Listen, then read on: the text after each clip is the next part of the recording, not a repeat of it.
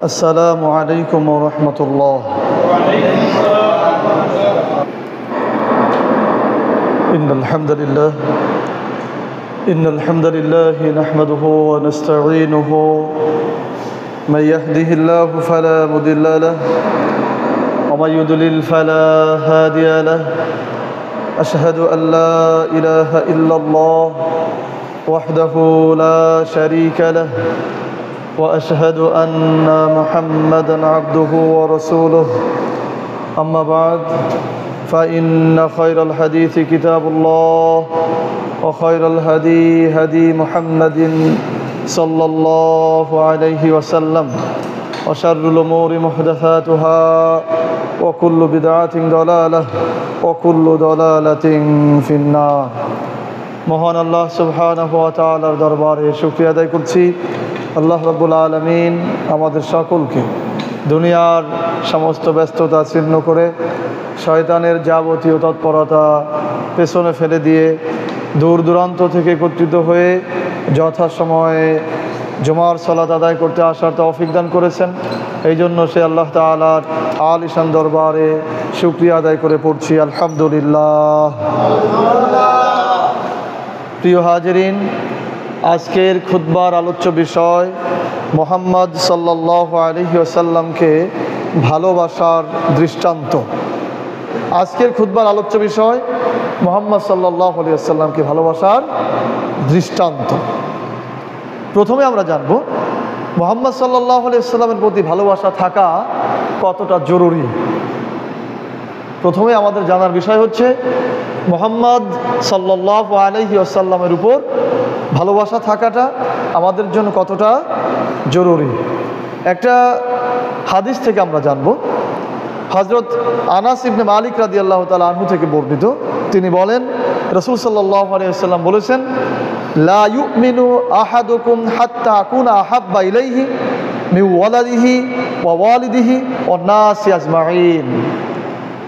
আনাস ইবনে মালিক রাদিয়াল্লাহু তাআলা আনহু বলছেন যে রাসূল সাল্লাল্লাহু আলাইহি ওয়াসাল্লাম বলেছেন, লা ইউমিনু আহাদুকুম হাত্তা আকুনা আহাব্বা ইলাইহি, তোমাদের মধ্যে কেউ ততক্ষণ পর্যন্ত ঈমানদার হতে পারবে না, তোমাদের মধ্যে কেউ ততক্ষণ পর্যন্ত মুমিন হতে পারবে না যতক্ষণ না আমি তাদের নিকট প্রিয় হব, আমি তাদের নিকট সব থেকে বেশি ভালোবাসার হব, আমি তাদের নিকট সব থেকে বেশি আপন হব মিন ওয়ালাদিহি ওয়া ওয়ালিদিহি, তার সন্তান থেকে, তার পিতামাতা থেকে, ওয়ান নাসি আজমাইন, এবং পৃথিবীর সকল মানুষ থেকে যতক্ষণ না আমি মুহাম্মদ তার কাছে প্রিয় হব ততক্ষণ পর্যন্ত সে ইমানদার হতে পারবে না।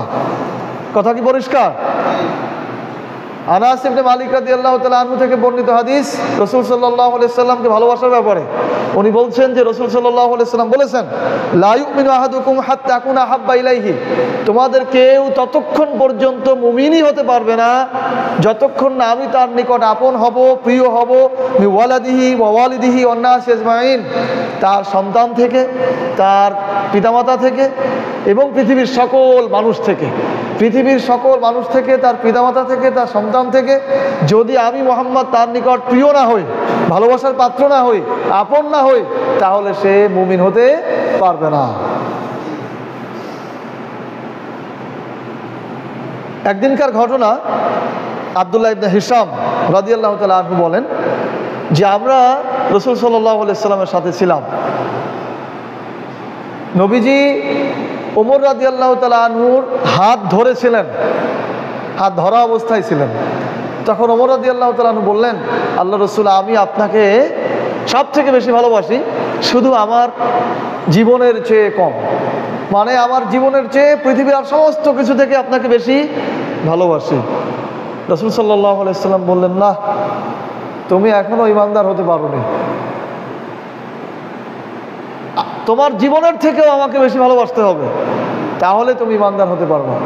কিছুক্ষণ চুপ করে থেকে ওমর রাদিয়াল্লাহু তাআলা আনহু আবার বললেন, আল্লাহ রাসূল, এখন আমি আপনাকে আমার জীবনের থেকেও বেশি ভালোবাসি। তখন রাসূল সাল্লাল্লাহু আলাইহি ওয়াসাল্লাম বললেন, এবার তুমি ঈমানদার, পূর্ণ ঈমানদার।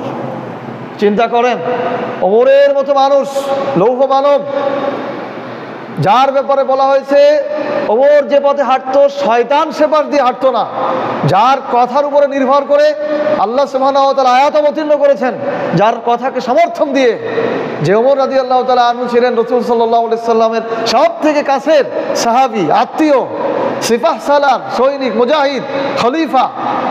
তিনি বলেছেন আমি সব থেকে বেশি আপনাকে ভালোবাসি শুধু আমার জীবনের থেকে। তখনও রাসূল সাল্লাল্লাহু আলাইহি সাল্লাম বলেছেন, না হে ওমর, তুমি এখনো ইমানদার হতে পারোনি, আমি তোমার কাছে সব থেকে বেশি ভালো হতে হবে পৃথিবীর সমস্ত কিছু থেকে, এমনকি তোমার জীবনের চেয়েও। তাহলে আমাদের অবস্থাটা কি? আমরাও যদি রাসূল সাল্লাল্লাহু আলাইহি সাল্লামকে এভাবে ভালোবাসতে না পারি তাহলে ইমানদার হওয়া যাবে না। নিজের কাছে রাসূল সাল্লাল্লাহু আলাইহি সাল্লাম প্রিয় হওয়ার ব্যাখ্যা কি? আমার কাছে যে রাসূল সাল্লাল্লাহু আলাইহি সাল্লাম প্রিয়, এর ব্যাখ্যাটা কি?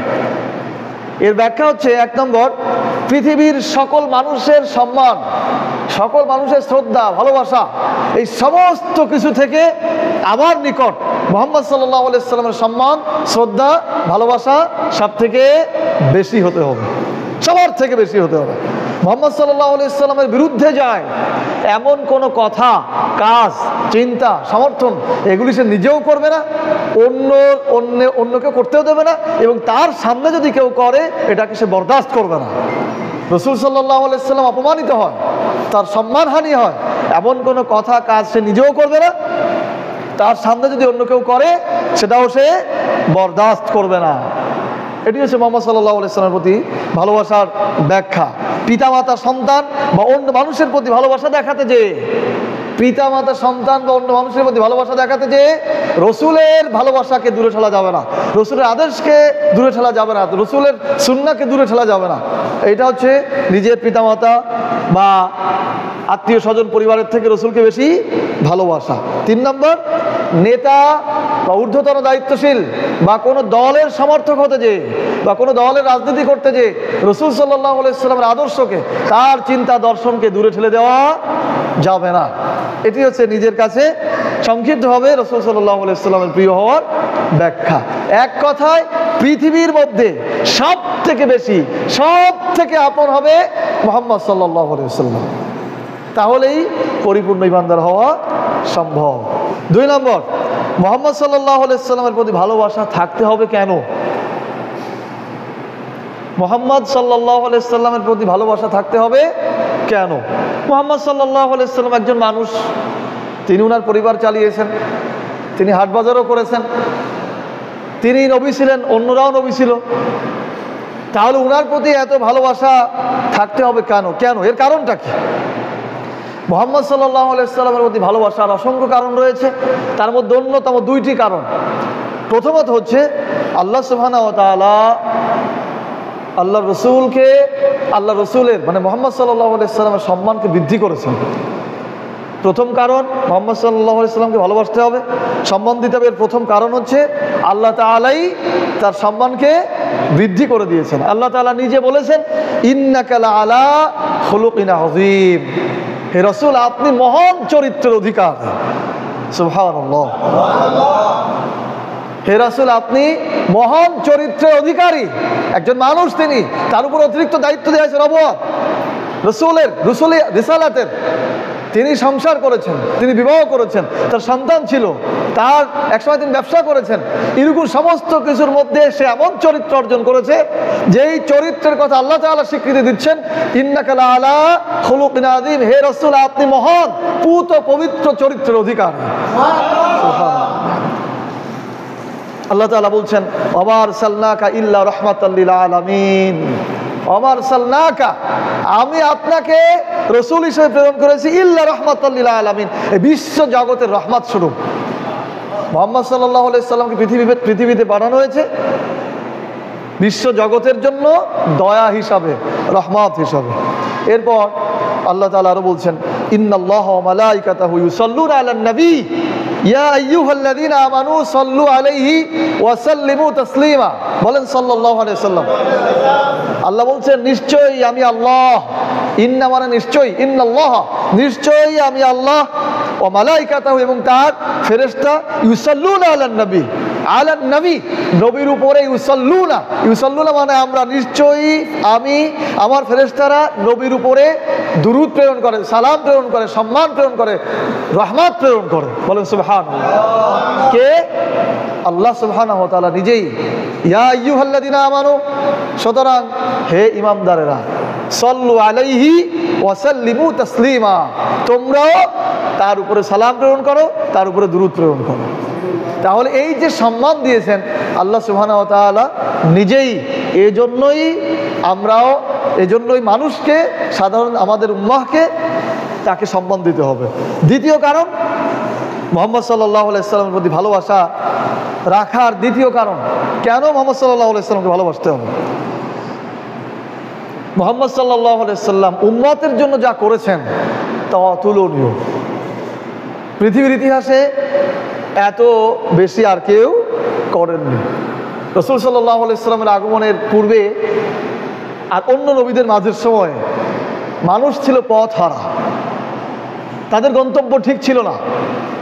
মানুষেরা ছিল শিরক আর তাওহীদ, তাগুতের মধ্যে নিমজ্জিত, শিরক আর তাগুতের মধ্যে নিমজ্জিত ছিল, জাহান্নামের পথের দিকে তারা হাঁটতেছিল। তাদের মধ্যে ভালো মন্দের কোনো অবস্থা ছিল না। আর সাধারণ মানুষ ছিল জালিমদের নিপীড়িত অবস্থায়, জালিমরা নিপীড়ন করতে, তার মধ্যে সাধারণ মানুষ ছিল। এমন সময় রাসূল সাল্লাল্লাহু আলাইহি সাল্লাম এসেছেন, মুহাম্মদ সাল্লাল্লাহু আলাইহি সাল্লাম এসেছেন এবং মানুষকে, পথ হারা মানুষদেরকে পথ দেখিয়েছেন, তাগুত এবং তাওহীদের পার্থক্য শিখিয়েছেন, মানুষকে তাগুতের বলয় থেকে বের করে এনে তাওহীদের পথে চলা শিখিয়েছেন এবং জালিমের জুলুম থেকে, নিপীড়িত অবস্থা থেকে তাদেরকে স্বাধীনতা এনে দিয়েছেন। এই জন্যই মুহাম্মদ সাল্লাল্লাহু আলাইহি সাল্লামকে বেশি করে ভালোবাসতে হবে এবং সম্মান করতে হবে। শুধু তাই না, মুহাম্মদ সাল্লাল্লাহু আলাইহি সাল্লাম তার উম্মতের জন্য শুধু দুনিয়াই করেছেন, দুনিয়ায় উপকার করেছেন তা নয়, বরং মৃত্যু পরবর্তী জীবনেও তিনি তার উম্মতের জন্য দয়া বা ক্ষমার চেষ্টা করবেন।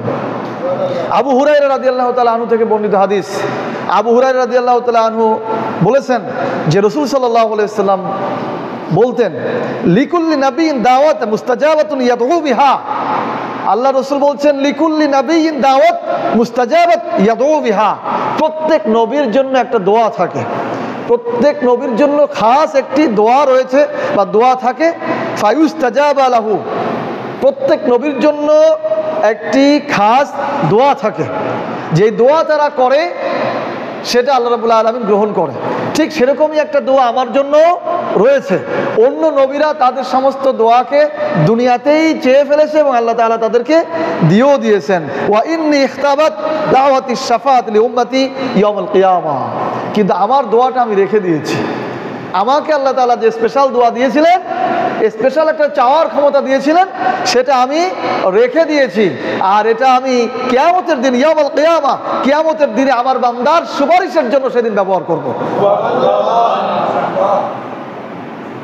শুধু মুহাম্মদ সাল্লাল্লাহু আলাইহি সাল্লাম দুনিয়াতে আমাদেরকে ভালোবাসতেন তা নয়, আমাদের ভালোর জন্য, আমাদের সুপারিশের জন্য, আমাদের ক্ষমার জন্য তিনি দুনিয়াতে ওই দোয়া চাননি। কত বিপদের সম্মুখীন হয়েছেন, কত কষ্টের মধ্যে পড়েছেন, কত কষ্টে দিনাতিপাত করেছেন, তারপরও তিনি সে দোয়া, তার জন্য একটা স্পেশাল দোয়া ছিল যে তুমি যা চাও আমি সেটা দিয়ে দেবো, এরকম কিছু হয়তো। তো এইরকম একটি বিশেষ পাওয়া, বিশেষ অধিকার দুনিয়াতে তিনি করেননি, সেটা রেখে দিয়েছেন। রাসূল সাল্লাল্লাহু আলাইহি সাল্লাম বলছেন, ওয়া ইন্নী ইহতাবাতু দাওয়াতি শাফাআত লি উম্মতি ইয়াউমুল কিয়ামা, আমি সে দোয়াটি রেখে দিয়েছি লি উম্মতি, আমার উম্মতের জন্য, শাফাআত করার জন্য, ইয়াউমুল কিয়ামা, কিয়ামতের দিন। কিয়ামতের দিন আমার বান্দারা যখন, আমার উম্মতেরা যখন বিপদে পড়বে, তখন আমি তাদের সুপারিশের জন্য আল্লাহর কাছে দোয়া করব যে আল্লাহ তাআলা আমার বান্দাদেরকে, আমার উম্মতদেরকে আপনি ক্ষমা করে দেন। বলেন সুবহানাল্লাহ। সেদিন হাসরের মাঠে রাসূল সাল্লাল্লাহু আলাইহি ওয়াসাল্লাম সিজদায় পড়ে যাবেন যে আল্লাহ তাআলা আমার উম্মতদেরকে ক্ষমা করে দিন। এই কারণগুলোর কারণেই মুহাম্মদ সাল্লাল্লাহু আলাইহি সাল্লামকে আমাদেরকে ভালোবাসতে হবে এবং তার প্রতি আমাদের শ্রদ্ধাবোধ সব থেকে বেশি থাকবে। নিজের জীবনের, নিজের সন্তানের, নিজের পিতামাতা, নিজের আত্মীয়স্বজনের, পৃথিবীর সমস্ত কিছুর থেকেও মুহাম্মদ সাল্লাল্লাহু আলাইহি সাল্লামের প্রতি ভালোবাসা বেশি থাকতে হবে, সম্মান বেশি থাকতে হবে। যেমন আমাদের ক্ষেত্রে আমরা যেটা বোঝানোর চেষ্টা করি, মনে করেন আপনি কোনো চাকরি করেন কোথাও, এমন জায়গায় চাকরি করছেন যেখানে মুহাম্মদ সাল্লাল্লাহু আলাইহি সাল্লামকে অপমান করা হয়। এখন সেখানে আপনি চাকরির টিকায় রাখতে যে মুহাম্মদ সাল্লাল্লাহু আলাইহি সাল্লামের অপমানকে হজম করে নিচ্ছেন, আপনি আসলে মুমিন হতে পারেননি। কারণ আপনি মুহাম্মদ সাল্লাল্লাহু আলাইহি সাল্লামের সম্মানকে ধরে রাখতে পারেননি। আপনার পরিপূর্ণ ইমানদার হতে হলে ওটাকে চাকরিকে ছেড়ে দিতে হবে, মুহাম্মদ সাল্লাল্লাহু আলাইহি সাল্লামের সম্মানকে ধরে রাখতে হবে এবং তার প্রতিবাদ করতে হবে। কথা কি পরিষ্কার? প্রিয় হাজিরিন, আমরা জানছিলাম যে মুহাম্মদ সাল্লাল্লাহু আলাইহি সাল্লামকে ভালোবাসবো কেন। এবার আমরা জানবো মুহাম্মদ সাল্লাল্লাহু আলাইহি সাল্লামের প্রতি ভালোবাসা থাকলে লাভ কি। যদি এভাবে মুহাম্মদ সাল্লাল্লাহু আলাইহি সাল্লামকে ভালোবাসতে পারেন তাহলে লাভটা কি হবে, উপকারটা কি। মুহাম্মদ সাল্লাল্লাহু আলাইহি সাল্লামের প্রতি ভালোবাসা কেউ যদি রাখতে পারে তাহলে তার দুনিয়াতে লাভ যাই হোক না কেন, মৃত্যু পরবর্তী জীবনে সে এক বিরাট সফলতার অধিকারী হবে। বলেন সুবহানাল্লাহ। কারণ মানব জীবনের সব থেকে কঠিন বিপদ যেদিন হবে, যেদিন তার মা তাকে ভুলে যাবে, তার বাবা তাকে ভুলে যাবে, তার সন্তান তাকে ভুলে যাবে, তার নিকটাত্মীয়রা তাকে দেখে আড়ালে চলে যাবে। আল্লাহ তাআলা বলছেন ইয়াওমা ইয়াফিরুল আখিহি, সেদিন ভাই তার ভাই থেকে পালায় চলে যাবে। আমি সবাইকে দৃষ্টিগোচর করাবো, একজন আর একজনকে দেখবে, ওই দিক দিয়ে তোমার ভাই যায়, ওই যে আত্মীয় যায়, কিন্তু সে আড়ালে চলে যাবে যেন আমাকে ডাক না দেয়। এরকম কঠিন পরিস্থিতিতে রাসূল সাল্লাল্লাহু আলাইহি সাল্লাম তার সাথে থাকবেন। বলেন সুবহানাল্লাহ। যদি আমরা মুহাম্মদ সাল্লাল্লাহু আলাইহি সাল্লামকে সেভাবে ভালোবাসতে পারি। তার প্রমাণ আনাস রাদিয়াল্লাহু তাআলা আনহু বলেছেন, এক যাযাবর ব্যক্তি, বেদুইন ব্যক্তি, ঠিকানাহীন ব্যক্তি মুহাম্মদ সাল্লাল্লাহু আলাইহি সাল্লামকে এসে বললেন যে আল্লাহর রাসূল, কিয়ামত কবে হবে? তখন রাসূল সাল্লাল্লাহু আলাইহি সাল্লাম বললেন, কিয়ামত যেদিনই হোক, তুমি কিয়ামতের জন্য কি প্রস্তুতি নিয়েছো? তখন উনি বলছেন যে আমি খুব বেশি কিছু প্রস্তুতি নেইনি, তবে আমি আল্লাহ এবং তার রাসূলকে সব থেকে বেশি ভালোবাসি। কিয়ামতের জন্য আমি খুব বেশি কিছু প্রস্তুত করিনি, নামাজ, কালাম, হজ, যাকাত, তাসবিহ, তাহলিল এগুলো তেমন কিছু প্রস্তুত করিনি, তবে আমি মুহাম্মদ সাল্লাল্লাহু আলাইহি সাল্লাম এবং আল্লাহকে সব থেকে বেশি ভালোবাসি। রাসূল সাল্লাল্লাহু আলাইহি সাল্লাম তখন বলেছেন, তুমি যাকে ভালোবাসো হাসরের মাঠে কিয়ামতের দিনে তুমি তাদেরই সাথী হবে। বলেন সুবহানাল্লাহ। আনাস রাদিয়াল্লাহু তাআলা বলছেন, ইসলাম গ্রহণের পর আমি সব থেকে বেশি আনন্দিত হয়েছি রাসূলের এই কথা শুনে যে তুমি যাকে ভালোবাসবে হাসর মাঠে তুমি তার সাথে থাকবে। বলেন সুবহানাল্লাহ। এই কথা ভেবে আমি সব থেকে আনন্দিত হয়েছি, কারণ আমি আনাস রাদিয়াল্লাহু তাআলা মুহাম্মদ সাল্লাল্লাহু আলাইহি সাল্লামের সাথে 10 বছর ছিলাম। বলেন সুবহানাল্লাহ। যেহেতু আমি তাকে ভালোবাসি, হাসরের মাঠে আমি মুহাম্মদ সাল্লাল্লাহু আলাইহি সাল্লামের সাথে থাকবো, এটা ভেবে আমি আনন্দিত হই। উনি আরো বলছেন যে আমি আবু বকর এবং ওমরকে ভালোবাসি, হাসরের মাঠে আমি তাদের সাথেই থাকবো, যদিও আমি তাদের মতো আমল করতে পারিনি। আনাস রাদিয়াল্লাহু তাআলা বলছেন, তার মানে মুহাম্মদ সাল্লাল্লাহু আলাইহি সাল্লামকে যদি কেউ ভালোবাসে তাহলে দুনিয়াতে তো সে সম্মানিত হবেই, পরকালেও রাসূল সাল্লাল্লাহু আলাইহি সাল্লামের সুপারিশ সে পেয়ে যাবে। আমরা রাসূলের সুপারিশের জন্য অনেক কিছু করি না, অনেক কিছু করি, আসলে ওইগুলো খুব বেশি ঠিক না। যা কিছু আমরা করে বেড়াই এগুলো খুব বেশি ঠিক না। যদি রাসূলকে সেইভাবে ভালোবাসা যায় তাহলে এমনিতেই আমরা সেদিন তার সাথে উঠে যাব, তার দেখা পেয়ে যাব ইনশাআল্লাহ। প্রিয় হাজিরিন, সাহাবা যুগে মুহাম্মদ সাল্লাল্লাহু আলাইহি সাল্লামকে ভালোবাসার দৃষ্টান্ত, আমার কথা বোঝা যাচ্ছে?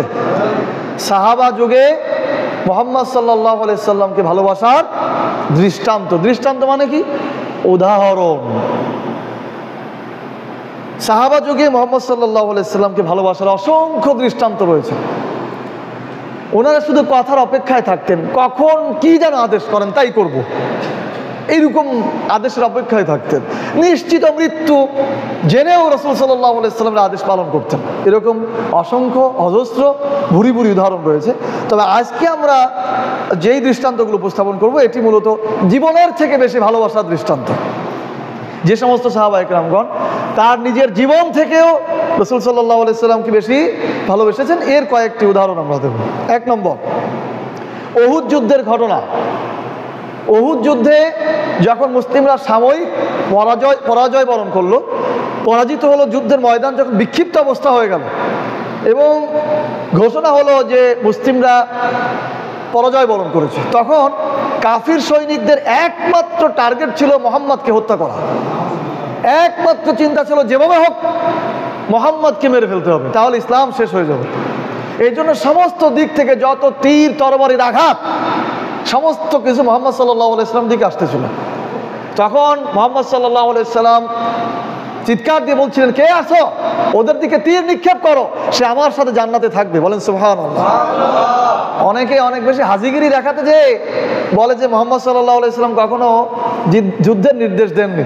আরে বেটা, ইতিহাস জানিস না? এইগুলো বলে আমাদের তরুণ যুবকদেরকে একবার ভেড়া বানায় ছেড়েছে।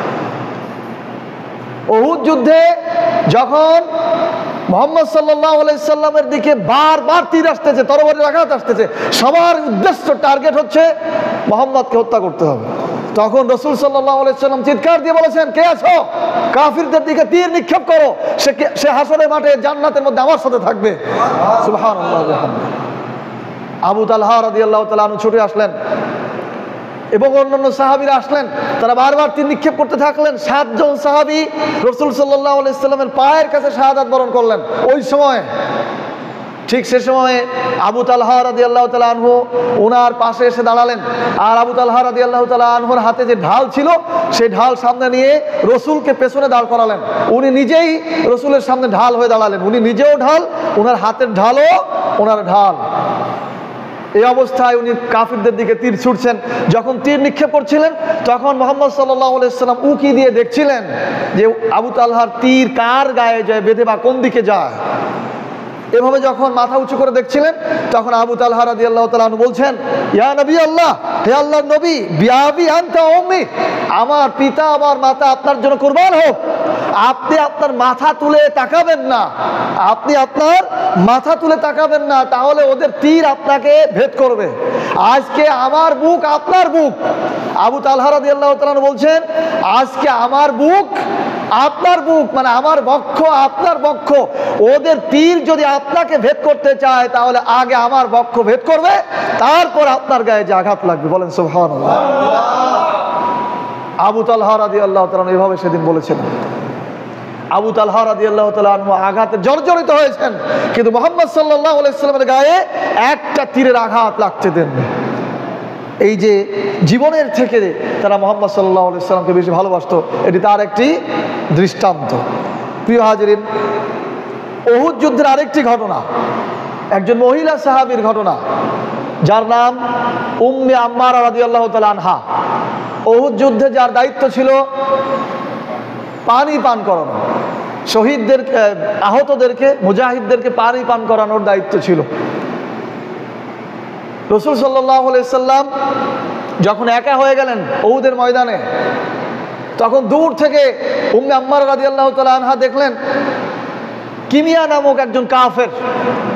নামক একজন কাফের তরবারি নিয়ে মুহাম্মদ সাল্লাল্লাহু আলাইহি সাল্লামকে আক্রমণের জন্য ছুটছে। তখন উম্মে আম্মারা রাদিয়াল্লাহু তাআলা আনহার হাতে যে পানির পাত্র ছিল সেটা ফেলে দিয়ে তার পাশে যে সাহাবী আহত অবস্থায় ছিল তার তরবারি নিয়ে এত জোরে ছুটলেন যে কিমিয়া মুহাম্মদ সাল্লাল্লাহু আলাইহি সাল্লামের কাছে পৌঁছানোর আগেই সে কিমিয়াকে আঘাত করলো। কিমিয়াও সাথে সাথে উম্মে আম্মারা রাদিয়াল্লাহু তাআলা আনহার ঘাড়ে আঘাত করলেন, তখন উভয় আহত হয়ে পড়ে গেল। এখানে এই তার পড়ে যাওয়ার পর যখন অন্যরা তাকে আক্রমণ করতে উদ্যত হলো, তখন তিনি আবারও তরবারি ধরে আবারও যুদ্ধ শুরু করলেন। তার ব্যাপারে মুহাম্মদ সাল্লাল্লাহু আলাইহি সাল্লাম বলেছেন, উহুদ যুদ্ধের পরের দিন আমি উহুদ যুদ্ধে একজন মহিলাকে দেখেছি, অর্থাৎ উম্মে আম্মারাকে দেখেছি। আমি যখন সামনে তাকিয়েছি আমার সামনে উম্মে আম্মারা যুদ্ধ করছে, আমি যখন পেছনে তাকিয়েছি দেখেছি উম্মে আম্মারা তরবারি চালাচ্ছে, আমি ডাইনে তাকিয়েছি, আমি বাঁয়ে তাকিয়েছি, দেখেছি উম্মে আম্মারা তরবারি চালাচ্ছে আমাকে পেছনে রেখে। অর্থাৎ মুহাম্মদ সাল্লাল্লাহু আলাইহি সাল্লামের গায়ে যেন আক্রমণ না লাগে, এই জন্য তিনি জীবন দিয়ে প্রাণপণে লড়াই করেছেন। পরবর্তীতে 2-1 দিন পরে উনি সেই তরবারির আঘাতে, অর্থাৎ কিমিয়ার যে আঘাত ছিল কাঁধে, সে আঘাতেই উনি শাহাদাত বরণ করেছেন। প্রিয় হাজিরিন, একজন মহিলা সাহাবী, এটা হচ্ছে মুহাম্মদ সাল্লাল্লাহু আলাইহি সাল্লামের প্রতি ভালোবাসার দৃষ্টান্ত। এখানে আরেকটি বিষয় উল্লেখ না করলেই নয়, অনেক সুশীলেরা, বুদ্ধিজীবীরা বলে থাকেন ইসলামিক শাসন যদি প্রতিষ্ঠিত হয় তাহলে নারীদেরকে একবারে ঘরে আটকিয়ে রাখবে। অথচ এখানে তার একটি প্রমাণ রয়েছে। রাসূল সাল্লাল্লাহু আলাইহি ওয়াসাল্লাম সেই সময় যুদ্ধের ময়দান পর্যন্ত মহিলাদেরকে নিয়ে গিয়েছেন এবং সেখানে দায়িত্ব দিয়েছেন। যেভাবে দায়িত্ব পালন করলে তার সম্মান সতীত্ব রক্ষা হবে সেই দায়িত্ব তাদেরকে দিয়ে পালন করিয়েছেন। সুতরাং মুহাম্মদ সাল্লাল্লাহু আলাইহি ওয়াসাল্লামের এই আদর্শ প্রতিষ্ঠিত হলে নারীরা একেবারে ঘরের মধ্যে ঢুকে যাবে, বিষয়টি মোটেও তা নয়। একটা খুশির সংবাদ দিতে হয়, যেহেতু আমরা রাষ্ট্রের অনেক বিষয় নিয়ে সমালোচনা করি, ভালো কিছু হলেও তো প্রশংসা করা উচিত। ইতিমধ্যে 2-4 দিন আগের একটা তথ্য, সেটি হচ্ছে বাংলাদেশ সেনাবাহিনীতে মহিলাদের আগে হেজাব পরা নিষিদ্ধ ছিল। বাংলাদেশ সেনাবাহিনীতে আগে এই হাসিনা সরকার পর্যন্ত মহিলারা হেজাব পড়তে পারবে না, চাকরি থাকা অবস্থায়, ইউনিফর্ম পরা অবস্থায় হেজাব পড়তে পারবে না, এরকম একটি নির্দেশনা ছিল। এই বোধহয় 2-3 দিন আগে এটা উইথড্র করা হয়েছে। অর্থাৎ এখন যদি কোনো সেনাবাহিনীর কোনো মহিলা চিন্তা করে যে আমি হেজাব পরব, তাহলে সে স্বেচ্ছাই পড়তে পারবে কোনো বাধা ছাড়াই। বলেন আলহামদুলিল্লাহ।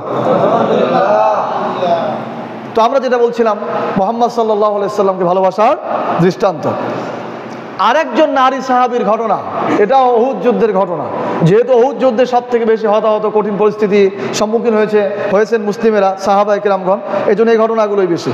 আরেকজন নারী সাহাবীর ঘটনা, উহুদ যুদ্ধে যার স্বামী, সন্তান সবাই শাহাদাত বরণ করেছিল। উনি যখন উহুদের প্রান্তের দিকে ছুটছেন, ওনার স্বামী সন্তান যুদ্ধে যেহেতু গিয়েছে এই জন্য উনি উহুদের দিকে যাচ্ছেন, তখন ওনাকে দেখে অন্যরা বলছেন যে তুমি কোথায় ছুটছো? তোমার স্বামী এবং সন্তান উভয়েই শাহাদাত বরণ করেছে। উনি কোনো জবাব না দিয়ে উনি বলছেন যে আমাদের প্রিয় নবী মুহাম্মদ সাল্লাল্লাহু আলাইহি সাল্লাম কেমন আছেন? আমি মনে হয় আবেগ দিয়ে বোঝাতে পারিনি। বিষয়টি হচ্ছে, একজন মহিলা সাহাবী উহুদের প্রান্তরের দিকে ছুটছেন, তার সন্তান এবং স্বামী উভয়ে যুদ্ধে আছেন। উনি ছুটছেন, প্রতিমধ্যে অন্যরা বলছে যে তুমি কোথায় যাচ্ছ? তোমার স্বামী এবং সন্তান উভয়েই শাহাদাত বরণ করেছে। তখন উনি স্বামী সন্তানের কথা জিজ্ঞাসা না করে বলছেন, আগে বলো আমার প্রিয় নবী মুহাম্মদ সাল্লাল্লাহু আলাইহি সাল্লাম কেমন আছেন? তার স্বামী সন্তান শহীদ হয়েছে, নিহত হয়েছে, ব্যাপারে তার কোনো চিন্তা নেই। সাহাবায়ে কেরাম বলেছেন মুহাম্মদ সাল্লাল্লাহু আলাইহি সাল্লাম সামান্য আহত হলেও তিনি সুস্থ আছেন, তিনি জীবিত আছেন। তখন উনি বলছেন যে আমি নিজে দেখতে চাই যে তিনি আসলে জীবিত আছেন। উনি নিজে যে দেখলেন এবং উনাকে উদ্দেশ্য করে বললেন, ইয়া মুহাম্মদ কুল মুসিবাতি বাদাকা জালালুন, হে মুহাম্মদ সাল্লাল্লাহু আলাইহি সাল্লাম সমস্ত মুসিবত চলে যাক, আপনি ভালো থাকেন, এটাই আমাদের চাওয়া। বলেন সুবহানাল্লাহ। এভাবেই ওনারা ভালোবাসতেন। এজন্য সাহাবায়ে কেরামগণ বলতেন ফিদাকা ফিদাকা নাফসি ইয়া হাবিবাল্লাহ, ফিদাকা নাফসি ইয়া রাসূলুল্লাহ। তারা আরো বলতেন ফিদাকা ইয়া রাসূলুল্লাহ, আবি ওয়া উম্মি ইয়া রাসূলুল্লাহ, ফিদাকা আবি ওয়া উম্মি ইয়া রাসূলুল্লাহ। হে আল্লাহর রাসূল, আপনার জন্য ফিদা মানে আপনার জন্য আমরা উৎসর্গিত, আপনার জন্য আমাদের পিতামাতাও উৎসর্গিত। বলেন সুবহানাল্লাহ। এভাবেই সাহাবায়ে কেরামগণ মুহাম্মদ সাল্লাল্লাহু আলাইহি সাল্লামকে ভালোবাসতেন। নিজের জীবন, নিজের সন্তান, নিজের স্ত্রী, নিজের পরিবার সমস্ত কিছুকে দূরে ঠেলে দিয়ে সাহাবায়ে কেরামগণ মুহাম্মদ সাল্লাল্লাহু আলাইহি সাল্লামকে বেশি ভালোবাসতেন। আর এটাই রাসূল সাল্লাল্লাহু আলাইহি সাল্লাম বুঝাইছেন, লা ইউমিনু আহাদুকুম, লা ইউমিনু আহাদুকুম, তোমাদের কেউ মুমিন হতে পারবে না, যত যা কিছুই করো না কেন তোমাদের কেউ মুমিন হতে পারবে না, হাত্তা কুনা হাব্বা ইলাইহি, যতক্ষণ না আমি তোমাদের নিকট প্রিয় হব তোমার সন্তান থেকে, তোমার পিতা থেকে, পৃথিবীর সমস্ত মানুষ থেকে। পৃথিবীর সমস্ত মানুষ, সন্তান, পিতামাতার থেকে যদি মুহাম্মদ সাল্লাল্লাহু আলাইহি সাল্লাম আমার কাছে ভালো না হয়, ভালোবাসার পাত্র না হয়, সম্মানের পাত্র না হয়, তাহলে আমি আপনি মুমিন হতে পারবো না। কথা কি পরিষ্কার? প্রিয় হাজিরিন, আলোচনার বিষয় মুহাম্মদ সাল্লাল্লাহু আলাইহি সাল্লামকে ভালোবাসার দৃষ্টান্ত। এবার আমরা জানবো বর্তমানে মুহাম্মদ সাল্লাল্লাহু আলাইহি সাল্লামকে ভালোবাসা যায় কিভাবে। বর্তমানে মুহাম্মদ সাল্লাল্লাহু আলাইহি সাল্লামকে ভালোবাসা যায় কিভাবে? সেই 1400-1450 বছর আগে তিনি এসে চলে গেছেন, এখন আমরা তাকে কিভাবে ভালোবাসতে পারি? 1 নম্বর, মুহাম্মদ সাল্লাল্লাহু আলাইহি সাল্লামকে ভালোবাসার কিছু পদ্ধতি। তার অর্থাৎ মুহাম্মদ সাল্লাল্লাহু আলাইহি সাল্লামের সূরত গ্রহণ করে আমরা তাকে ভালোবাসতে পারি। অর্থাৎ দাড়ি, টুপি, পাঞ্জাবি, পাগড়ি, বাবরি চুল, এইগুলো যেহেতু ওনার ঐতিহ্যগত সুন্নাহ, উনি এগুলো পছন্দ করেছেন, আমরা যদি নিজেকে এভাবে রাঙাই তাহলে তার ভালোবাসা আমরা পেতে পারি। অনেকে আমরা মনে করতে পারি যে না, এটাতে ভালোবাসা কি হবে। হ্যাঁ, ঠিক আছে, কিন্তু বাংলাদেশে কিছু ঘটে যাওয়া বিষয় উদাহরণ দিলে আপনারা বুঝবেন। একবার বাংলাদেশে বিরোধী দলীয় তৎকালীন সময়ের নেত্রীর বিরোধ, মানে যে স্কুলের যেমন খুশি তেমন সাজ হয় না, তো এই কোনো এক স্কুলে একজন মেয়ে, অল্প বয়সী মেয়ে, বিরোধী দলীয় নেত্রী সেজেছে, আর একজন তৎকালীন সময়ের প্রধানমন্ত্রী সেজেছে। তো প্রধানমন্ত্রী যে সেজেছিল সে পুরস্কৃত হয়েছে, আর যে বিরোধী দলীয় নেত্রী সেজেছে সে পুরস্কৃত তো হয়ইনি, বরং তার বাবার চাকরি পর্যন্ত চলে গেছে। তাহলে সূরাতে কি কিছু ব্যাপার স্যাপার আছে কি না? যেমন আমাদের বাবরি আছে, এই বাবরি টিকায় রাখতে বিগত আওয়ামী সরকারের আমলে আমাদের যে কত কষ্ট হয়েছে, এটা আমরা নিজেরা ছাড়া আর কেউ বোঝাতে পারবো না। মানে এই বাবরি ধরে রাখতে, বাবরি মানেই জঙ্গি, একবারে তাদের একটা চিহ্নই বাবরি যার আছে সেই কি জঙ্গি। এটা আমরা বহুত সমস্যার সম্মুখীন হয়েছি, কারাগারে যেও সমস্যার সম্মুখীন হয়েছি, বাইরে থাকতেও সম্মুখীন হয়েছি। অধিকাংশ সময় আমাদেরকে ঢেকে রাখতে হতো, বেঁধে রাখতে হতো, ক্যাপ পরে থাকতে হতো। বাইরে শহরে গেলে আমরা তো রীতিমতো ভীত বিহ্বল থাকতাম, কখন জানি নিয়ে যায়। তো যাই হোক, এই সূরাত গ্রহণ করেও ভালোবাসা অর্জন করা যায়। 2 নম্বর, মুহাম্মদ সাল্লাল্লাহু আলাইহি সাল্লামের নাম শুনে তার প্রতি দুরূদ পড়ে তার প্রতি ভালোবাসা দেখানো যায়। অর্থাৎ আমরা যখনই শুনবো মুহাম্মদ, হযরত মুহাম্মদ, সাথে সাথে কি বলবো? সাল্লাল্লাহু আলাইহি ওয়াসাল্লাম, সাল্লাল্লাহু আলাইহি ওয়াসাল্লাম। এটি আল্লাহর নির্দেশ, ইন্নাল্লাহা ওয়া মালাইকাতাহু ইউসাল্লুনা আলান নবী ইয়া আইয়ুহাল্লাযীনা আমানু সাল্লু আলাইহি ওয়া সাল্লিমু তাসলিমা। এজন্য আমরা নাম শোনা মাত্রই কি বলবো? সাল্লাল্লাহু আলাইহি ওয়াসাল্লাম। এতে আপনার লাভ আছে, 10টি গুনাহ ক্ষমা হবে, 10টি পুণ্য আল্লাহ তাআলা দিবেন, এবং আপনার 10 স্তর মর্যাদা বৃদ্ধি করে দিবেন। বলেন সুবহানাল্লাহ। 3 নম্বর, তার আখলাক গ্রহণ করে আমরা তাকে ভালোবাসা দেখাতে পারি, বা তার জন্য ভালোবাসা আমরা প্রেরণ করতে পারি। মুহাম্মদ সাল্লাল্লাহু আলাইহি সাল্লামের আখলাক হচ্ছে উদারতা, পর উপকার। এটি হচ্ছে মুহাম্মদ সাল্লাল্লাহু আলাইহি সাল্লামের সব থেকে বেশি উত্তম চরিত্র হচ্ছে তিনি ছিলেন উদার আর পর উপকার করতেন। যখন সংবাদ এসেছিল যে মুহাম্মদ সাল্লাল্লাহু আলাইহি সাল্লামের উপরে বুঝি জিনের প্রভাব পড়ছে, তখন খাদিজা রাদিয়াল্লাহু তাআলা আনহা বলেছিলেন, জিন আপনার কোনো ক্ষতি করতে পারে না, কারণ আপনি মানুষের উপকার করেন, আপনি এতিমের সহায় হন, আপনি বিধবার সহায় হন, সুতরাং জিন আপনার কোনো ক্ষতি করতে পারবে না। তার উদারতার একটি দৃষ্টান্ত দেওয়াই দরকার। আবু হুরায়রা রাদিয়াল্লাহু তাআলা আনহু বলছেন, রাসূল সাল্লাল্লাহু আলাইহি সাল্লাম বলতেন, আমি এইটা ভেবে আনন্দিত হই যে আল্লাহ রাব্বুল আলামিন আমার জন্য উহুদ পাহাড়কে স্বর্ণে পরিণত করে দিবেন, আর 3 দিন অতিবাহিত হওয়ার পূর্বেই আমি আল্লাহর পথে সেটা ব্যয় করে দেব, আমার নিকট 3 দিনের পরে কিছুই থাকবে না, এটা ভেবে আমি আনন্দিত হই। বলেন সুবহানাল্লাহ। কি উদারতা ছিল চিন্তা করেন। উনার কাছে কোনো সম্পদই রাখবেন না, সব মানুষের জন্য কি দিয়ে দিবেন, এবং দিয়েছেন তাই। খাদিজা রাদিয়াল্লাহু তাআলা আনহার বিবাহের মাধ্যমে যে সম্পদ পেয়েছিলেন, রাসূল সাল্লাল্লাহু আলাইহি সাল্লামকে খাদিজা রাদিয়াল্লাহু তাআলা আনহার যে সম্পদ উপহার দিয়েছিলেন, যে আপনি আমার স্বামী, আমার সব সম্পদই কি আপনার, সেই সমস্ত সম্পদ মানুষের উপকারে ব্যয় করতে করতে শেষ করে দিয়েছিলেন। এমন অবস্থা ছিল যে রাসূল সাল্লাল্লাহু আলাইহি সাল্লামের ঘরে তাকের মধ্যে জবের আটা ছাড়া আর কিছুই থাকতো না। বলেন সুবহানাল্লাহ। এইরকম উদার চরিত্র দেখায় আমরা তার প্রতি ভালোবাসা দেখাতে পারি। আল্লাহ তাআলা আমাদেরকে তৌফিক দান করুন, আমিন। 4 নম্বর, মুহাম্মদ সাল্লাল্লাহু আলাইহি সাল্লামের আমল গ্রহণ করে আমি বোঝাচ্ছি কিভাবে মুহাম্মদ সাল্লাল্লাহু আলাইহি সাল্লামকে ভালোবাসা যায় এই যুগে এসেও। 4 নম্বর হচ্ছে মুহাম্মদ সাল্লাল্লাহু আলাইহি সাল্লামের আমল গ্রহণ করে আমরা তার প্রতি ভালোবাসা দেখাতে পারি।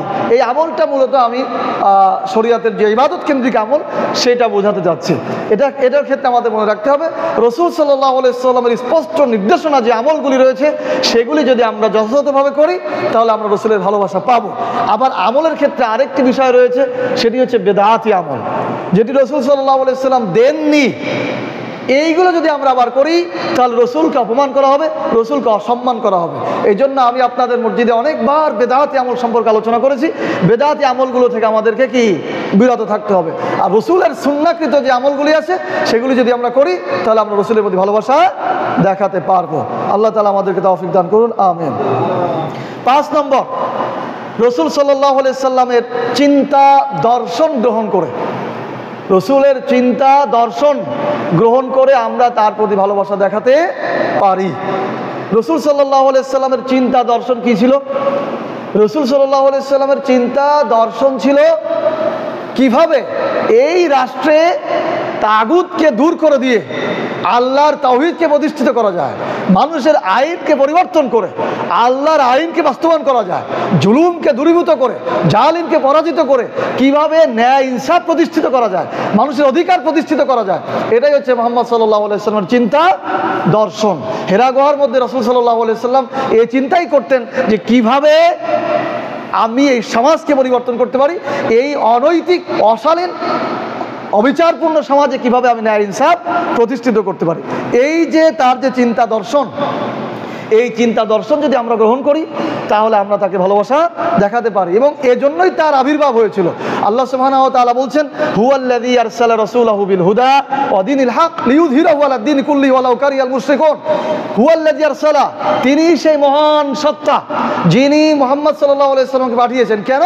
পৃথিবীর সমস্ত ধর্মের উপরে, সমস্ত জীবন ব্যবস্থার উপরে, সমস্ত আদর্শের উপরে ইসলামকে বিজয়ী করার জন্য। অর্থাৎ ইসলাম ব্যতীত অন্য যত ধর্ম আছে, যত জীবন ব্যবস্থা আছে, সেকুলারিজম, কমিউনিজম, ন্যাশনালিজম, সোশিয়ালিজম, এই জাতীয় যত রাষ্ট্র আদর্শ আছে, এই সমস্ত কিছুকে পরাজিত করে দিয়ে ইসলামকে রাষ্ট্রীয় ব্যবস্থায় নিয়ে আসার জন্যই আল্লাহ সুবহানাহু ওয়া তাআলা মুহাম্মদ সাল্লাল্লাহু আলাইহি সাল্লামকে প্রেরণ করেছেন। যদি আমরা সেই দর্শন গ্রহণ করি তাহলে রাসূলের প্রতি ভালোবাসা হবে। কিন্তু যদি আমরা রাষ্ট্রের চিন্তার ক্ষেত্রে অ্যারিস্টটল, চেনেন? অ্যারিস্টটলকে চেনেন? Aristotle, Galileo, marks, Abraham Lincoln, Martin Luther, Machiavelli, এদেরও কিন্তু একটা চিন্তা দর্শন আছে। আমরা যখন রাষ্ট্রবিজ্ঞানে পড়েছি তখন আমরা মুখস্থ করেছি, একবারে গেজা গেজা করে ফেলেছি যে মার্টিন লুথারের রাষ্ট্রচিন্তা, গ্যালিলিওর রাষ্ট্রচিন্তা, এরপর কি আরেকজন কার কথা বললাম, অ্যারিস্টটল, অ্যারিস্টটলের রাষ্ট্রচিন্তা। এই যে তাদের একটা রাষ্ট্রচিন্তা আছে, তাদের রাষ্ট্র দর্শন আছে, আর সেই রাষ্ট্রচিন্তা, সেই রাষ্ট্র দর্শন দিয়েই কিন্তু আমাদের দেশে রাষ্ট্র পরিচালিত হয়, এবং বুদ্ধিজীবীরা এই রাষ্ট্র দর্শনকেই বিশ্বাস করে।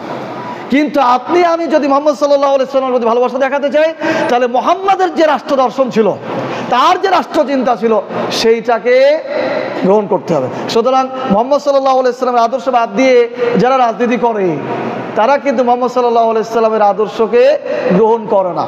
আমি অবাক হই, আমার মসজিদে বছরের পর বছর লেকচার শোনার পর সে বলে আমি অমুক দল করি। আমি তো ঘটনাটা কি হলো, যদিও আমি তাকে দোষ দেইনি, আমি বুঝেছি যে আমিই ব্যর্থ। আমি এত যে বুঝাতে চেয়েছি, এক কথায় ইসলামিক শাসন প্রতিষ্ঠার বাইরে, ইসলামিক খেলাফত প্রতিষ্ঠার বাইরে যে কোনো দলের রাজনীতি এটা মুসলিমদের জন্য তাগুতি এবং কুফরি। কোনোভাবেই কোনো দল রাজনীতি করতে পারবে না, সেটা ধর্ম নিরপেক্ষ মতবাদ হোক, সেটা জাতীয়তাবাদ হোক, সেটা সমাজতন্ত্র হোক, যেটাই হোক না কেন, কোনোটাই কোনো মুসলিম গ্রহণ করতে পারবে না। তো এরপরেও সে বলে আমি আর এক দল করি, তো অমুক দলের নেতা তো। আরে বেটা, বুঝলিটা কি তুই? মুহাম্মদ সাল্লাল্লাহু আলাইহি সাল্লামের আদর্শ বাদ দিয়ে অ্যারিস্টটলের আদর্শ, এই কার্ল মার্কসের আদর্শ, গ্যালিলিওর আদর্শ এটা প্রতিষ্ঠিত করতেছো, আর মুহাম্মদ সাল্লাল্লাহু আলাইহি সাল্লামকে তুমি ভালোবাসো? খুব নিপুণভাবে এটা আমাদেরকে বুঝতে হবে। তাহলে মুহাম্মদ সাল্লাল্লাহু আলাইহি সাল্লামের রাষ্ট্র দর্শন চিন্তাকে গ্রহণ করেও তার প্রতি ভালোবাসা দেখানো যায়। 6 নম্বর হচ্ছে রাসূল সাল্লাল্লাহু আলাইহি সাল্লামের মিশন। রাসূল সাল্লাল্লাহু আলাইহি সাল্লামের যে মিশন ছিল, মিশন বোঝেন? মানে একটা জায়গায় পৌঁছানো, বিপ্লবী চিন্তাধারা। রাসূল সাল্লাল্লাহু আলাইহি সাল্লামের যে মিশন ছিল, সেই মিশনকে বাস্তবায়ন করে, উন্নীত বাস্তবায়ন করে রেখে গিয়েছেন। সেটাকে আরো ত্বরান্বিত করে আমরা মুহাম্মদ সাল্লাল্লাহু আলাইহি সাল্লামকে ভালোবাসতে পারি। তার মিশন কি ছিল? আল্লাহ সুবহানাহু ওয়া তাআলা বলেছেন মুহাম্মদ সাল্লাল্লাহু আলাইহি সাল্লামের মিশন কি ছিল? ওয়ালাকাদ বাআসনা ফি কুল্লি উম্মাতি রাসূলা আন ইবুদুল্লাহ ওয়াজতানিবুত তাগুত। আল্লাহ বলেছেন আমি প্রত্যেক উম্মতের মধ্যে রাসূল প্রেরণ করেছি। কিসের জন্য? তাগুতের ইবাদত থেকে ধরে এনে, সরায় এনে আল্লাহর ইবাদতে নিমজ্জিত করে দিবে। তাগুতকে চিনিয়ে দেওয়ার জন্য, আল্লাহর ইবাদত করার জন্য। ওয়ালাকাদ বাআসনা ফি কুল্লি উম্মাতি রাসূলা আন ইবুদুল্লাহ ওয়াজতানিবুত তাগুত। তাগুত থেকে সরায় নিয়ে আসবে আর আল্লাহর ইবাদতে প্রবেশ করাবে। এই জন্যই আমি রাসূলকে পাঠিয়েছি। এই যে রাসূলের যে মিশন, এই মিশনকে যদি আমরা বাস্তবায়ন করি, এখনো বাংলাদেশে, এখনো ভারতবর্ষে মানুষ তাগুতের ইবাদত করে, মানুষ তাগুতের দিকে ছুটে চলে, তাগুতকে সমর্থন দেয়। এই তাগুতের থেকে ফিরায়ে যদি এনে আল্লাহর ইবাদতের দিকে নিয়ে আসা যায়, আল্লাহর সার্বভৌমত্বের দিকে নিয়ে আসা যায়, তাহলে এই কাজ যদি করা হয় তাহলে রাসূলকে ভালোবাসা হবে। তাহলে ধারাবাহিকভাবে আসতেছে, শুধু দাড়ি টুপি পরেই রসুলকে ভালোবাসাটা পরিপূর্ণ হবে না। 7 নম্বর, রসুল সাল্লাল্লাহু আলাইহি সাল্লামের রেখে যাওয়া দায়িত্ব পালন করে, রসুল সাল্লাল্লাহু আলাইহি সাল্লামের রেখে যাওয়া দায়িত্ব পালন করে আমরা তাকে ভালোবাসতে পারি। রসুল সাল্লাল্লাহু আলাইহি সাল্লামের রেখে যাওয়া দায়িত্ব কি? উনি বলেছেন বাল্লিগু আন্নি ওয়ালাউ আয়া, আমার পক্ষ থেকে একটি আয়াত হলেও সেটা মানুষের কাছে পৌঁছে দাও। এই যে আয়াত রেখে গিয়েছেন অসংখ্য, এই যে রাসূল সাল্লাল্লাহু আলাইহি সাল্লামের যে বিশুদ্ধ হাদিস রেখে গেছেন, যে কথাগুলি রেখে গেছেন, এইটা প্রচার করে আমরা তার ভালোবাসা অর্জন করতে পারি। আল্লাহ তাআলা আমাদেরকে তৌফিক দান করুন, বলেন আমিন। সর্বশেষ 8 নম্বর, রাসূল সাল্লাল্লাহু আলাইহি সাল্লামের অপমানে প্রতিবাদ করে, রসুল সাল্লাল্লাহু আলাইহি সাল্লামের অপমানে প্রতিবাদ করে আমরা রসুল সাল্লাল্লাহু আলাইহি সাল্লামের ভালোবাসা অর্জন করতে পারি। আমরা যে রসুলকে ভালোবাসি তার একটি নিদর্শন আমরা আল্লাহর সামনে উপস্থাপন করতে পারি। যেভাবে রসুলের অপমানে গর্জে উঠেছেন সাহাবায়ে কেরামগণ, যার একটি ঘটনা বললে আপনারা বুঝবেন। ঘটনাটি ছিল এরকম, মুহাম্মদ সাল্লাল্লাহু আলাইহি সাল্লাম যখন মদিনায় ছিলেন তখন মদিনার একজন ইহুদি যার নাম আবু রাফে, বিশিষ্ট একজন ব্যবসায়ী, সে মুহাম্মদ সাল্লাল্লাহু আলাইহি সাল্লামকে নিয়ে বিভিন্ন কটূক্তি করত, গায়িকাদের দিয়ে বিভিন্ন গান গাওয়াতো রাসূল সাল্লাল্লাহু আলাইহি সাল্লামের চরিত্রের কিছু বিষয় তুলে ধরে, মানে তাকে অপমান করার জন্য মূলত উদ্দেশ্য, তার সাথে যেন মানুষরা না থাকে এই জন্য। এই আবু রাফে সে ছিল ইহুদি, বিশিষ্ট ব্যবসায়ী, সে দুর্গের মধ্যে অবস্থান করত, অর্থাৎ খুব প্রাচীর বেষ্টিত বাড়ি যেখানে সাধারণ লোকেরা প্রবেশ করতে পারতো না। এই কথা, এই রকম তার চরিত্র দেখে সাহাবী আব্দুল্লাহ বিন আতিক রাদিয়াল্লাহু তাআলা আনহু, সাহাবী আব্দুল্লাহ বিন আতিক রাদিয়াল্লাহু তাআলা আনহু বললেন, আল্লাহর রাসূল, এই যে আবু রাফে সে আপনাকে অপমান করে, যদি আপনি অনুমতি দেন তাহলে আমি আবু রাফেকে হত্যা করব। আপনি অনুমতি দিলে আবু রাফেকে হত্যা করবো। অথবা ঘটনাটি এরকমও বলা হয়েছে, রাসূল সাল্লাল্লাহু আলাইহি সাল্লাম বলেছেন, কে আছে যে আবু রাফেকে তার উচিত জবাব দিতে পারে? তখন আব্দুল্লাহ বিন আতিক রাদিয়াল্লাহু তাআলা আনহু বলেছেন, আমিই পারবো। আব্দুল্লাহ বিন আতিক রাদিয়াল্লাহু তাআলা আনহু তার সঙ্গী সাথীদেরকে নিয়ে সেই দুর্গের সামনে চলে গিয়েছেন। আমি সংক্ষেপে বলছি, দুর্গের সামনে চলে যেয়ে দুর্গের যিনি দায়িত্বে থাকেন তিনি সন্ধ্যার পূর্ব মুহূর্তে সমস্ত লোকজনকে ঢুকায়ে উনি তালা দিবেন। ঠিক এই সময় আবু রাফে আব্দুল্লাহ বিন আতিক রাদিয়াল্লাহু তাআলা আনহু কৌশল করে তিনি এমনভাবে দুর্গের প্রাচীরের পাশে বসে আছেন যেন উনি প্রাকৃতিক প্রয়োজন সারছেন, মানে ইস্তেঞ্জা করছেন। তখন ওই রক্ষী, অর্থাৎ যে দরজায় ছিল, সে বলছে তাড়াতাড়ি ঢোকো, তা নাহলে গেট আটকাই দেবো। উনি এই সুযোগে ওর মধ্যে ঢুকে গেছেন। ঢুকে যে উনি সিঁড়ি বেয়ে উপরে চলে গেছেন, যে প্রশ্ন করেছে নতুন মানুষকে, বলছে আমি আবু রাফের সাথে দেখা করতে এসেছি। এই যে এখানে একটি মাসালা আছে গুপ্ত হত্যার বিষয়, যাকে আমি মাসালার দিকে যাব না। তো ওরা চিন্তা করেছে যদি অনুমতি না দেবে তাহলে ঢুকবে কেমনে, নিশ্চয়ই আবু রাফের অনুমতি আছে। এইটা শুনে আবু রাফে উপরে থাকতো, সে অন্ধকারে রয়েছে, তার ভয় ছিল যে কোনো মুহূর্তে মুহাম্মাদের লোকজন চলে আসতে পারে, সে অন্ধকারের মধ্যে আছে। এবার ওখানে যে ডাক দিয়েছে আবু রাফে, সে হঠাৎ করে ডাক শুনে ফেলেছে। ডাক শোনা মাত্রই, আরবের লোকদের খুব বিচক্ষণতা ছিল, যেমন তারা পদচিহ্ন ধরে বুঝতে পারতো, কণ্ঠ শুনে তারা বুঝতে পারতো যে কোন জায়গায় সে অবস্থান করছে। আবু রাফে বলে যখনই ডাক দিয়েছে, ডাক শোনা মাত্রই সেখানে যে আক্রমণ করেছে। প্রথম আক্রমণে সে ধরাশায়ী হয়নি, চিৎকার দিয়ে উঠেছে। ওই চিৎকার দেওয়ার পরে লোকজন জড়ো হয়ে গেছে, তখন তো সেও ওদের সাথে মিশে গেছে, অন্ধকার কেউ কাউকে চেনে না। কিছুক্ষণ নীরব হওয়ার পরে ও আবার আর এক ডাক দিয়েছে, আর এক ডাক দিলে বলছে, এবার ওর লোক সেজে যে তোমার কি হয়েছে? তখন বলেছে কে যেন আমাকে আক্রমণ করেছে। এইটা শুনে আর একবারে এত জোরে আক্রমণ করেছে, ওই আক্রমণে সে শেষ হয়ে গেছে। এরপর সে ওইখান থেকে খুব দ্রুত নেমে এসেছে। আব্দুল্লাহ বিন আতিক বলছেন যে আমি যখন খুব দ্রুত নামতেছিলাম, আমি এক সিঁড়ি টপকায় আর এক সিঁড়িতে যেয়ে একবারে 2 সিঁড়ি টপকায় ফেলেছি, এই জন্য পা নিচে পড়ে আমার পাটা ভেঙে গিয়েছে। তারপর আমি দ্রুত রাসূল সাল্লাল্লাহু আলাইহি সাল্লামের কাছে চলে আসলাম, উনি আমার পায়ের উপর হাত বুলায় দিলেন, আমি সুস্থ হয়ে গেলাম। এই এখানের ঘটনাটা আমি যেটা বোঝাতে যাচ্ছিলাম, যে মুহাম্মদ সাল্লাল্লাহু আলাইহি সাল্লামকে গালি দিয়েছিল, তাকে হত্যা করেছে, মুহাম্মদ সাল্লাল্লাহু আলাইহি সাল্লাম তাকে কোনো রকম তিরস্কার করেননি। এখানে উল্লেখ্য বিষয় হচ্ছে তখনও কিন্তু মক্কা বিজয় হয়নি, তখনও ইসলামিক স্টেট কায়েম হয়নি। আমাদের অনেকে মাসালা দিতে চান ইসলামিক স্টেট কায়েম নেই, সুতরাং এদেরকে হত্যা করা যাবে না। এইগুলি আমাদেরকে ভালো করে সিরা গ্রন্থ পড়তে হবে, ভালো করে ইতিহাস পড়তে হবে, হাদিস পড়তে হবে, কোরআন পড়তে হবে, নবীর ভালোবাসা থাকতে হবে। ইসলামিক স্টেট থাকুক কিংবা নাই থাকুক, যদি কেউ মুহাম্মদ সাল্লাল্লাহু আলাইহি সাল্লামকে গালি দেয়, সে হোক মুসলিম হোক অমুসলিম, সে হচ্ছে মুরতাদ, তার শাস্তি হচ্ছে মৃত্যুদণ্ড। কারণ মুসলিম যদি হয় তাহলে সে আল্লাহর আয়াতকে অস্বীকার করেছে। আল্লাহ তাআলা বলেছেন ওয়াইন্নাকা লাআলা খুলুকিন আযীম, মুহাম্মদ সাল্লাল্লাহু আলাইহি সাল্লামের চরিত্র হচ্ছে পুত পবিত্র। যেহেতু সে মুহাম্মদ সাল্লাল্লাহু আলাইহি সাল্লামের চরিত্র নিয়ে গালি দিয়েছে, সুতরাং আল্লাহর এই আয়াতকে সে মানে না। আর আল্লাহর আয়াতকে যে মানে না সে হচ্ছে মুরতাদ। সে কি? মুরতাদের শাস্তি হচ্ছে মৃত্যুদণ্ড। এখানে একটি বিষয় উল্লেখ্য, সেটি হচ্ছে যেহেতু আমাদের বাংলাদেশে ইসলামিক স্টেট নেই, এজন্য আমরা বলবো পৃথিবীর যে কোনো দেশে মুসলিম যেখানে আছে সে দেশের আইনে থাকা উচিত, সে দেশের আইনে থাকা উচিত যে মুহাম্মদ সাল্লাল্লাহু আলাইহি সাল্লামকে যদি গালি দেওয়া হয়, যদি অপমান করা হয়, তাহলে তার শাস্তি হচ্ছে মৃত্যুদণ্ড। অন্যথায় যে কোনো দেশের মুসলিম যারা নবীপ্রেমী, যারা ইমানদার, তারা গর্জে উঠবে, ফুঁসে উঠবে, তাদেরকে হত্যা করবে এবং রাষ্ট্রে বিশৃঙ্খলার সৃষ্টি হবে। এই জন্য রাষ্ট্রের দায়িত্ব হচ্ছে এই ধরনের কুলাঙ্গারদেরকে শাস্তি দেওয়া। অন্যথায় মুসলিমরা কোনোভাবেই তাদের মুহাম্মদ সাল্লাল্লাহু আলাইহি সাল্লামকে অপমানকে মেনে নেবে না। যার বাস্তব উদাহরণ কয়েকদিনের আগের কথা, ভারতে যেখানে মুসলিমরা ব্যাপকভাবে নিপীড়িত, নির্যাতিত, তারপরও দেখেন মুহাম্মদ সাল্লাল্লাহু আলাইহি সাল্লামকে কটূক্তি করা হয়েছে, তাকে অপমান করার চেষ্টা করা হয়েছে। এই জন্য পুরা ভারত জুড়ে লক্ষ কোটি মুসলিম প্রতিবাদ জানাচ্ছে এবং তারা বলছে আমাদের কোনো চিন্তা নেই, আমরা শহীদ হব, তবুও মুহাম্মদ সাল্লাল্লাহু আলাইহি সাল্লামের কটূক্তিকারীর বিচার নিয়ে তারপরে যাব। তো এই যে দাবি আমাদের দেশেও এমনটি হয়, সুতরাং উচিত হচ্ছে যে রাষ্ট্র ইসলামিক স্টেট নেই সেখানে এই আইন থাকা যে মুহাম্মদ সাল্লাল্লাহু আলাইহি সাল্লামকে গালি দিলে তার শাস্তি হবে কি? মৃত্যুদণ্ড। অন্যথায় বিশৃঙ্খলা সৃষ্টি হবে, কারণ কোনো আইন দিয়েই নবী প্রেমীদেরকে থামানো যাবে না। এখানে আরেকটি বিষয় উল্লেখ করব, সেটি হচ্ছে আমাদের বাংলাদেশের কথা। বাংলাদেশের বিষয়টি হচ্ছে বাংলাদেশে প্রায়ই মুহাম্মদ সাল্লাল্লাহু আলাইহি সাল্লামকে নিয়ে কটূক্তি করা হয়। এর পেছনে অনেক বড় ষড়যন্ত্র থাকে। ষড়যন্ত্র যাই থাকুক না কেন সেটা আমাদের দেখার বিষয় নয়।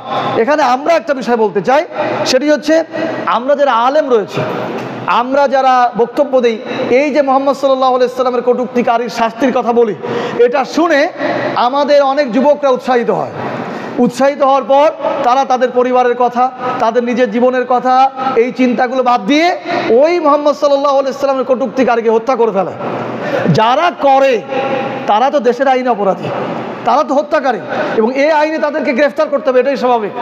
এই গ্রেফতার করার পরে সেই 2013 সালে যারা গ্রেফতার হয়েছে সেই সমস্ত ভাইয়েরা কিন্তু আজও কারাগারে আছে। আমি বলতে চাই আমাদের আলেমদেরকে, আমাদের যারা রাহবার রয়েছেন, আমরা বক্তব্য দেওয়ার সময় বক্তব্য দেই যে শাতিমে রাসূলকে হত্যা করা ফরজ বা আবশ্যক, তখন আমাদের যে সকল তরুণ ভাইয়েরা এটা আগ্রহী হয়ে তাদেরকে হত্যা করে, তাদের যখন গ্রেফতার করে বছরের পর বছর কারাগারে রাখা হয়, আমরা কিন্তু তাদের মুক্তির ব্যাপারে যে ধরনের স্লোগান দেওয়ার কথা, যে ধরনের চেষ্টা করার কথা সেটা করি না। সুতরাং এটা একটা দ্বিমুখিতা। এই জন্য আমি বলবো এখন যেহেতু ভালো একটি সময়, আমাদের অসংখ্য আলেমরা বাইরে রয়েছেন, পরিবেশ ভালো, সুতরাং তাদের পাশে আমাদের দাঁড়ানো উচিত। অন্যথায় আমরা যতই বক্তব্য দেই পরবর্তীতে আমাদের ভাইরা উৎসাহিত হবে না, আর ক্রমেই মুহাম্মদ সাল্লাল্লাহু আলাইহি সাল্লাম গালি আরও বাড়বে। বাংলাদেশের ইতিহাসে অনেকে বলে থাকেন যে এখানে যেহেতু ফাঁসির অর্ডার হয়েছে এটা কীভাবে সম্ভব? বাংলাদেশের ইতিহাসে আপনারা জানেন জনাব আব্দুল কাদের রহিমাহুল্লাহ, তার আদেশ হয়েছিল যাবজ্জীবন কারাদণ্ড। শুধু জনতার বিস্ফোরণে বা জনতার এই যে চাওয়ায় সে আব্দুল কাদের মোল্লা রহিমাহুল্লাহর যাবজ্জীবনকে ঘুরায়ে ফাঁসিতে দিয়ে আসা হলো এবং তার ফাঁসি কার্যকরও করা হলো, যদিও একটা রাজনৈতিক ব্যাপার ছিল। ঠিক একইভাবে মুহাম্মদ সাল্লাল্লাহু আলাইহি সাল্লামকে যেহেতু গালি দিয়েছে, বাংলাদেশের প্রত্যেকটা মুসলিমের এই দাবি জানানো উচিত যে আমাদের ভাইয়েরা যারা কারাগারে আছে তাদের মুক্তির ব্যবস্থা করতে হবে। যদি বাংলাদেশের প্রত্যেক মুসলিমের দাবি জানায় তাহলে এদেরও মুক্তি বা এদেরও বের করা সম্ভব। কি আমরা সবাই এই দাবির সাথে একত্রতা ঘোষণা করব যে আমাদের যে সমস্ত ভাইয়েরা কারাগারে রয়েছে তাদের সকলের মুক্তি দেওয়া হোক? বলেন ঠিক না বা ঠিক? আমাদের যে সমস্ত ভাইয়েরা মুহাম্মদ সাল্লাল্লাহু আলাইহি সাল্লামকে গালি দেওয়া ব্যক্তিদেরকে হত্যা করেছে, সেই সমস্ত ভাইদেরকে মুক্তি দেওয়া হোক। বলেন ঠিক না বা ঠিক? আল্লাহ রাব্বুল আলামিন আমাদের সকলকে এই বিষয়গুলির উপর আমল করার তৌফিক দান করুন, নবীর প্রতি ভালোবাসা দেখানোর তৌফিক দান করুন। আমিন। সুবহানাকাল্লাহুম্মা বিহামদিক আশহাদু আল্লা ইলাহা ইল্লা আনতা আস্তাগফিরুকা ওয়া আতুবু ইলাইক।